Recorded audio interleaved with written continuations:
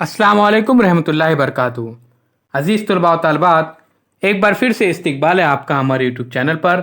आज हम जमात चौथी मज़मून उर्दू सबक नंबर 24 बेचारा जिन इस सबक का मुताला करने जा रहे हैं। उससे पहले चैनल को सब्सक्राइब कीजिए, साथ ही साथ बेल आइकॉन के बटन को प्रेस कीजिए ताकि नए नए तालीमी वीडियो सबसे पहले आप देख सकें। तो आइए बच्चों, देखते हैं बेचारा जिन। किसी गांव में एक किसान और उसकी बीवी अपनी कुटिया में रहते थे। कुटिया के करीब ही उनका एक खेत था। उनकी कोई औलाद नहीं थी। वो दोनों मिलजुल कर हल जोतते थे, बीज बोते और फसल उगाते थे। एक दिन किसान खेत के एक कोने में पौधा लगाने के लिए गड्ढा खोद रहा था कि अचानक टन की आवाज़ आई। उसकी कुदाल किसी सख्त चीज़ से टकरा गई थी।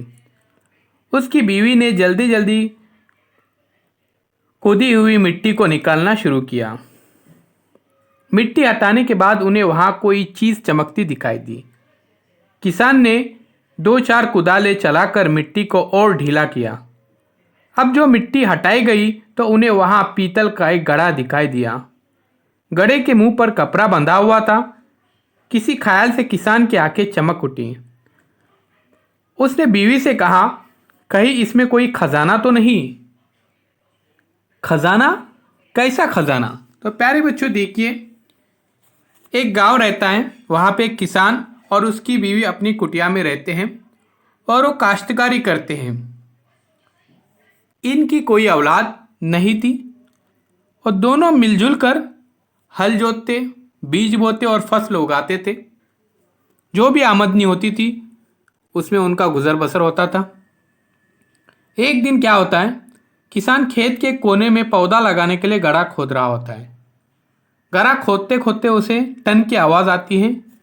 तो प्यारे बच्चों देखते हैं उस गड्ढे में उसे क्या मिलता है। किसान ने बड़ी एहतियात से गड्ढे को बाहर निकाला और उसके मुंह पर बंधा हुआ कपड़ा खोला। गड्ढे का मुंह खोलते ही सू सू की तेज आवाज़ सुनाई दी। साथ ही उसमें से गाढ़ा गाढ़ा धुआं निकलकर ऊपर उठने लगा। फिर इस धुएं में एक शक्ल दिखाई दी। अब जो उन्होंने देखा तो उनके सामने एक लंबा तड़ंगा जिन सीने पर हाथ बांधे खड़ा था। डर के मारे दोनों का बुरा हाल हो गया। डरो नहीं आका, मैं एक जिन हूं। ये सुनकर दोनों थरथर कांपने लगे। अब प्यारे बच्चों देखिए, इन्होंने तो कहानियों में सुने थे, अब यहाँ पे इनके सामने ये वाकया हो रहा है। तो प्यारे बच्चों देखते हैं आगे क्या माजरा होता है। अब देखिए यहाँ पर दोनों क्या हो जाते हैं, वो जिन को देखकर डर जाते हैं। तो जिन बोलता है, डरो नहीं आका।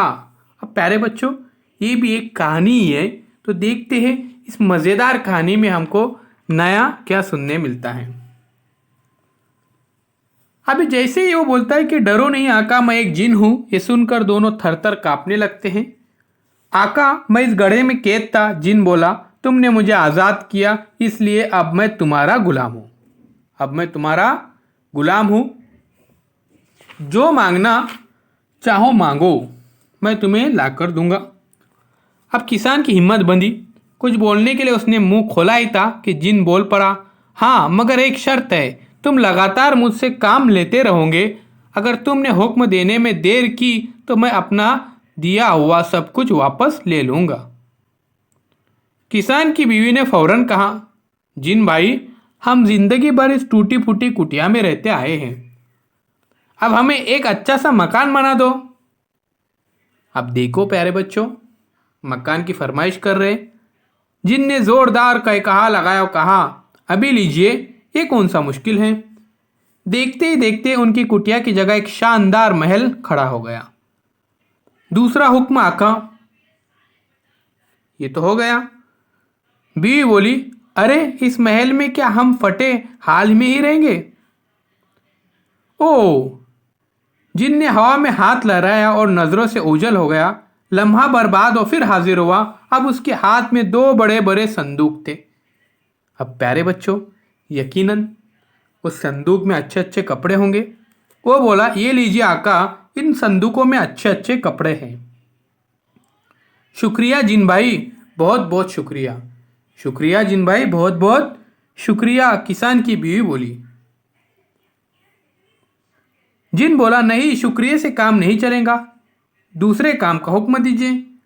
किसान की समझ में नहीं आ रहा था कि अब उसे क्या काम दिया जाए।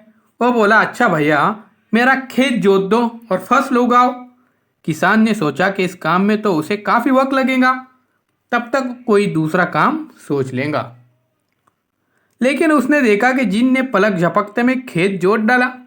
देखते ही देखते उसके खेत में फसल लहलहाने लगी। जिन सीने पर हाथ बांधे सर झुकाए उससे कह रहा था, और कोई हुक्म आका, और कोई हुक्म हो तो बताइए। अब तो किसान परेशान हो गया। उसने दिल में सोचा, या अल्लाह, ये क्या मुसीबत है, या अल्लाह, ये क्या मुसीबत है। किसान की बीवी बड़ी चालाक थी। उसने कहा, हाँ, एक छोटा सा काम और है, तुम कर दो तो बड़ी मेहरबानी होगी। जो हुक्म, जिन ने कहा, जो हुक्म बताइए। अब इसकी बीवी बहुत बड़ी चालाक थी, तो देखते हैं। देखो, इस दरख्त के नीचे हमारा कुत्ता सो रहा है, उसकी दुम बिल्कुल टेढ़ी है, तुम उसकी दुम सीधी कर दो। ये सुनकर जीन खूब हंसा। अरे, ये भी कोई काम है, लाओ अभी सीधी किए देता हूं। उसने लम्हा भर में कुत्ते की दुम सीधी कर दी और कहा, अगला हुक्म। अगला हुक्म बताओ। उसके कहने तक कुत्ते की दुम फिर टेढ़ी हो चुकी थी। बीवी ने मुस्कुराते हुए कहा, अरे अभी कहाँ सीधी हुई है। जिन ने फिर दुम सीधी की, दुम फिर टेढ़ी हो गई। जिन बार बार कहता रहा, हुक्म, अगला हुक्म, और किसान की बीवी कहती रही, भैया अभी दुम कहाँ सीधी हुई है। आखिर जिन परेशान हो गया। वो अपनी ही बात में फंस चुका था। उसे कोई न कोई काम तो करना था। वो दुम सीधी करता रहा और दुम टेढ़ी होती रही। आज भी वो जिन अपने काम में लगा हुआ है, मगर दुम है कि सीधी नहीं होती। तो प्यारे बच्चों, एक मुहावरा भी है कि कुत्ते की दुम हमेशा टेढ़ी की टेढ़ी ही रहती है। तो प्यारे बच्चों, ध्यान में रखिए। उम्मीद करता हूँ ये आपको सबक अच्छा लगा होगा। ये मज़ेदार कहानी है। जिन काफ़ी परेशान हो गया और आखिर तक उस कुत्ते की दुम को सीधी नहीं कर पाया।